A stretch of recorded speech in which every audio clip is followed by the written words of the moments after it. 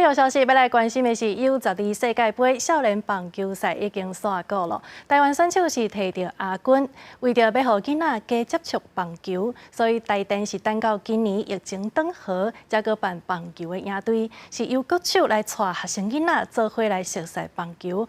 5天的活动，精彩个趣味。 OK， 也不要踩在胎里面，也不要踩在外面，不要踩在上面。台联记得教练的球员廖俊凯是今年中国杭州亚运的棒球队国手，提醒学童安怎正确跑垒。有学生是第一届接触到棒球，讲有一点仔紧张，不过也是希望学到打球的技巧。因为我第一次打棒球，我觉得我想当打击手，让他去熟悉。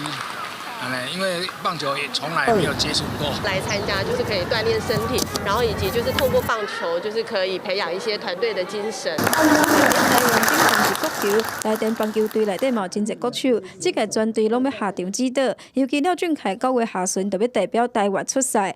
这次担任指导教练，上想要传达纪律，还佫有礼仪的观念，技巧等等是第二，因为要互囡仔伫咧佚佗当中就爱着棒球。 目前现在就是像他们，就让他们快乐去打球，这样子到球场上就开心一点。更小就让小朋友爱上这个棒球，然后更多的投入，那对我们国家未来的棒球的发展一定会有更美好的成果。